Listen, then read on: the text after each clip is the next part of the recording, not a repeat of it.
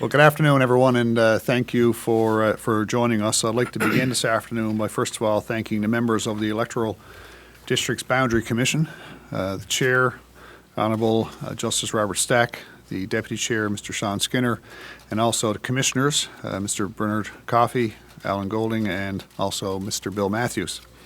I'd like to thank them for the considerable amount of work that they've completed over the past several months and for the final report that was presented to the Minister of Justice and Public Safety just this morning.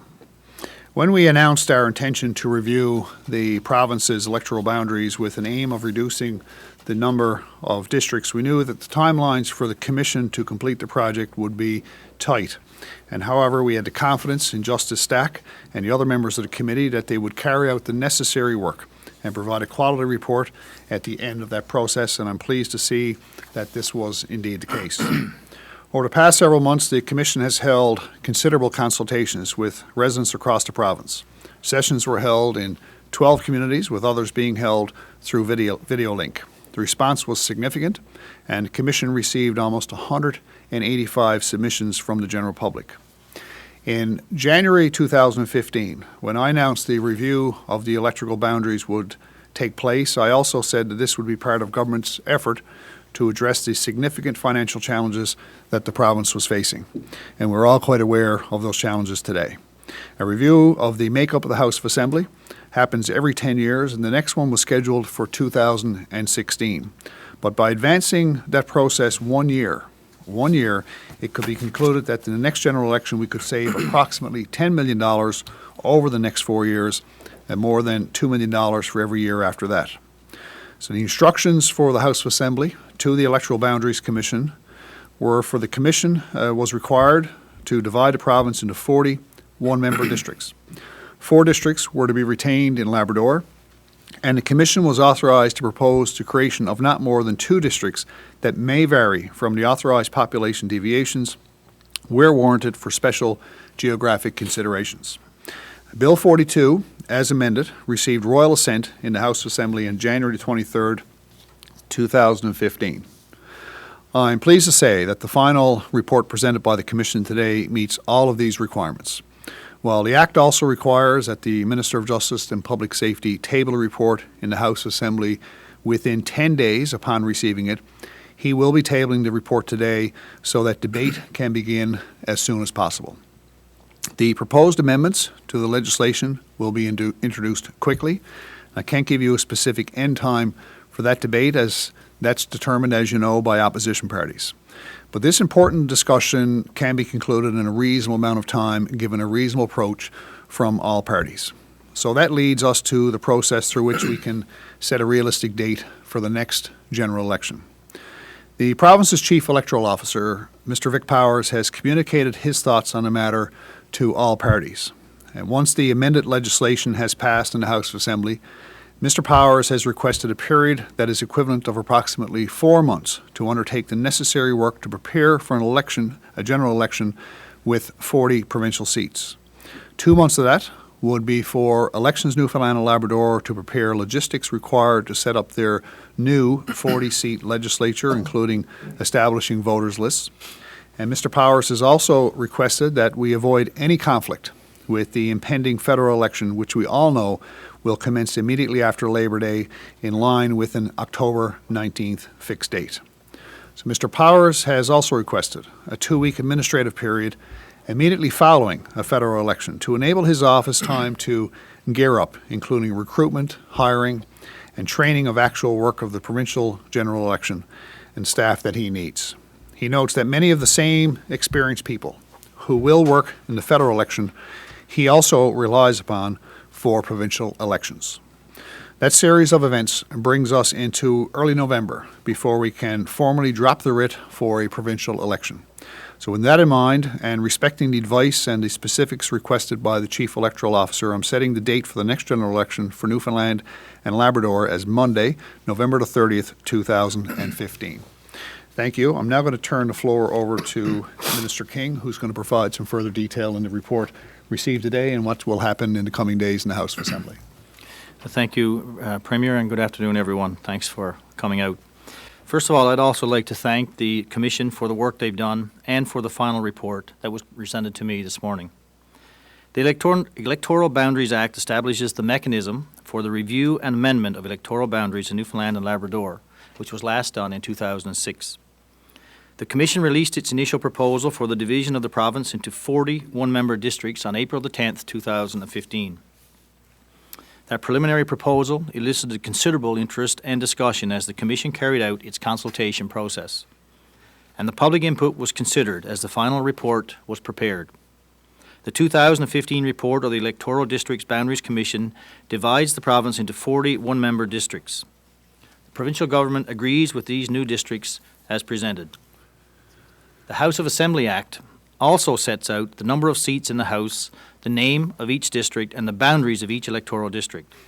Accordingly, in order to implement the Commission's recommendations, we will be introducing a number of changes to legislation. First, Sections 4 and 5 of the House of Assembly Act will be amended to reflect the new number of districts and their new names.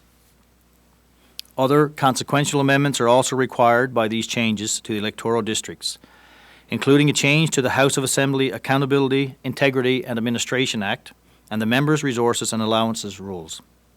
These changes have already been contemplated by the Management Commission, and I understand that the Speaker will be calling a meeting of the Commission to finalize as soon as new legislation is passed. With the next federal election anticipated to occur in October of 2015, Section 3 of the House of Assembly Act will be amended to provide that the polling day for the 2015 general election shall be November the 30th. This avoids overlap with the federal election. Furthermore, as federal and provincial legislation provides for fixed date elections, there is the potential for future overlaps in election dates. Therefore, we will amend Section 3 of the House of Assembly Act to provide a mechanism to avoid such overlaps in the future. Specifically, we will introduce a provision for the Premier to announce on April 1st of the election year, if required, that the provincial election is being called for the last Monday in November of that year, should it be deemed that the election date has to be moved. Finally, we will amend Section 54 of the Act to provide that when future vacancies occur, a by-election will be triggered only if it is more than 6 months away from the scheduled provincial general election. The exception will apply whether the general election is held on the ordinary polling day in October or on the alternative date where there is overlap with the federal election, which becomes November. This legislative change is consistent with legislation currently in place in 6 other provinces and territories. I will be pleased to table the report of the Electoral District Boundaries Commission in the House of Assembly this afternoon, and I will also give notice of motion that we will be introducing the required amendments to the relevant legislation for debate over the next few days. Thank you. Is there any questions? So this means that from now on, fixed elections are going to be moved to the end of November rather than early October? Is starting with this legislation, it will be the final Monday in November instead of the second Tuesday in October every 4 years? Only if there's a conflict with the federal government. And you know, while there's fixed dates, we also know that elections sometimes have a tendency to occur differently outside of those fixed dates. So if that was to occur again, then the amendments that we're bringing forward allow for the movement to November. So, you know, some provinces have moved till the spring of 2016 to avoid a conflict, but we're moving till the last Monday in November. But that provision would have to be announced in early April? April 1st, yes. So if it was known, so the Premier of the day would have to assess the information and then make that determination on April 1st. Well, what if a federal election happened in late November? Because the federal election could happen anytime. Well, yeah, but if they're going to overlap, then there's allowance to if it's going to happen in October, if it's going to move, it's going to happen in October anyway. Right. Okay, so October is still the fixed election date unless the feds are there. I just want to make sure I'm clear on this. And Right. Then we have a backup fixed date. Yep. Is Right. essentially what it is. Exactly, yes. With 6 months' notice, April 1st of each April year, 1st of that notice. year. Okay. The changes, how different is the electoral map that you've been presented with today from the draft electoral map that we saw earlier this year? There's I think about a half a dozen, 5 or 6 districts that had some changes to them. So, you know, I think it's 5 altogether. 5 districts, there's some changes. Some are small. You know, Mount Pearl, there's a change in where the boundary lines are actually drawn through a major artery instead of through a neighborhood. There's a couple of community changes in Bay de Verde, some changes to Grand Falls, Windsor, Buckens, and Badger. Burin Peninsula, the discussion around Marystown, they made a change for there and for Grand Bank District. The change would impact both of them, and also a change in Corner Brook and Bay of Islands. So does it put Marystown in a single district, as they appear to have been requesting down there? Is that what's happening, Mr. King? Is that your backyard or Yeah. your side yard? Yeah, well, my side yard, I guess. Yeah, Marystown will be kept whole, and it will stay in the proposed Placentia West Bellevue district. And along with that change, there's a movement of a cluster of communities along the Burin Peninsula Highway in Fortune Bay, Bay Large and Harbour Mill, Jacques Fontaine area. It's about halfway up the peninsula. They will come into the new Burin Grand Bank district. And so what was the solution for Corner Brook? Because they had sort of the opposite complaint of the people of Marystown. Are they moving into a single district, or what's happening with Corner Brook? Yeah, so what's happening in Corner Brook essentially is the Bay of Islands district as it existed before will go back intact but be expanded around the periphery of Corner Brook. So it'll be Curling, east side and Curling essentially go, That's go right. with it. And there will be a core Corner Brook seat, which would be the heart of the city. And then there will be a district that starts in Pasadena and runs along the Trans-Canada over to Codroy. Okay, so the Corner Brook isolated seat is still there. That's correct. Bay of Islands has sort of been preserved, so is it the Stevendale Port district that changed? Yeah. It becomes a district that runs all the way from down the valley, down Searston, that area, but it passes through, but not including Corner Brook, and then further out to the valley, out to Humber Valley. We'll have to take a look at it. So, but so to be clear though, Stephenville Port-au-Port is not the district. It will be St. George's Stephenville East. Okay, So- so St. George Stevendale East is back to. Yeah. St. George's, St. George's Grand Stephenville River, I East think it is the one becomes, or that's Grand- affected Grand here. Lake. Okay. Because Codroy is in that particular district now. So the old Port-au-Port Stephenville district is actually expanding, taking in more of Stephenville. Okay. And then the periphery into the valley that was in the other district is now going across to Pasadena, And there was like a Humber North and a St. Humber South or something? where- east and west. East, okay. So there's a back to Humber East and West, or? No, Corner Brook, Yeah. and then there's the Bay of Islands district. I can't remember the name of it. There's a fourth in there. It's called Humber Bay of Islands, I think is what it's Yeah, called now. yeah. Yeah. Okay. Yeah. So this new one goes to, so it goes right up to Coast, Okay. bypasses Corner Brook, goes further up Humber Valley. If it's of benefit to you, by the way, just, sorry, James, to interrupt, for those in the media, after question period, if you want to take 15 minutes, I can provide staff to take you through the changes from the initial to the current. We're doing that with opposition, and if you're interested, let us know, we'll take you through it. Premier, I wanted to run a quote by you, something you said on September 30th this past year, unveiling your cabinet. You said there's a requirement to go to the polls within 1 year of having a new leader, so we'll absolutely follow the legislation, obviously. Right. What do you say to people who might be looking back on a statement like that, and less than a year later you're changing the law? Well, what's happened since then is that there's been a discussion around change in boundaries. And in order to make that boundary change, we couldn't stay within that February or that September 26th date, clear and simple. And we also knew that the federal election was going to play a role in it as well. So when we had the discussion back earlier this year, all parties, at one point in time, all parties were saying we should reduce the number of seats in the House of Assembly. And that's when I made a decision. I said, look at it and say, well, we can make this happen and still have an election in 2015, which is what I've committed to since we started talking about the boundary change. I've said since the beginning that we'll hold a general election in 2015. So I haven't wavered from that. But since we changed the boundaries, or the opportunity to change the boundaries, we could do it with considerable financial savings to taxpayers, that we could make those changes and still hold the election this year. What is the actual savings of this measure? I heard you say 10 million, but if memory serves, it was 10 million when we were cutting 10 seats.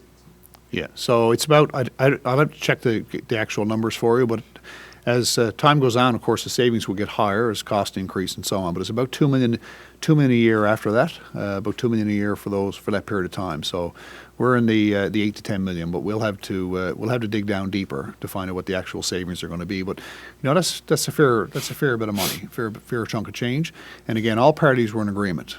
And had made statements saying that we should reduce the size of the House of Assembly, and that was part of that decision-making process as well. Minister, how will these amendments be brought in? Because there was some concern last week that you might use an omnibus bill and try to bundle the seat changes along with the changes to the timing of the election. Are you going to do them as separate pieces of legislation so they can each be dealt with, No. or are you going to bundle as one big No, package? well, they're all part of the same piece of legislation, so we'll treat it the same way we do other legislative changes. From time to time, we make changes to an act. There may be as many as 30 or 40 changes. We don't bring them in as 30 or 40 separate pieces of legislation. We simply bring it in and we debate it clause by clause and pass it. So we'll do the same thing here. This is all part of the one particular piece of legislation, and we'll bring it forward that way. Are you committed to not invoking closure on this debate? Well, I hadn't anticipated even thinking about it because all parties are in favor of this legislation and they've endorsed moving it forward. That's not quite Closure is a tool that's at our disposal. If we need to use it, we'll contemplate it. I'm certainly not going to give you a commitment that we will or won't use it here today. But not everybody's in favor of it. I mean, the Liberals don't like the date, the NDP don't like the seat changes, so they could end up filibustering this as an omnibus Sure. bill for different reasons. I mean, it's kind of disingenuous, is it not, to say that everybody's in favor of it, because you can theoretically support reducing the House and not like the speed and the process that was followed. Yeah. So, I mean, Yeah, well, I don't think I was intending to be disingenuous, so I wouldn't agree with you on that point. I meant in general, there was support for changes to the House of Assembly Act. But, specific to closure, it's a tool that we have at our disposal, just like we have a lot of other tools. But, I would hope we wouldn't have to use closure. I would hope we'd find our way forward with support in the House so we can get on with this. And as the Premier said, get into the plans for an election at the end of November. So under what circumstances would you contemplate using closure to shut down the debate? Not even going to speculate on it because it's not even on my radar right now. Today we're focused on making this information public for you, briefing our opposition parties.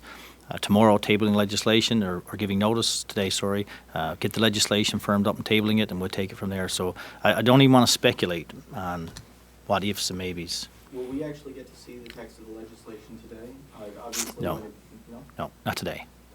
Premier's a new CRA polled out. Maybe You've tomorrow. dropped Maybe 4 tomorrow. points since the last poll, which predated the budget. You're now only 5 points ahead of the New Democrats.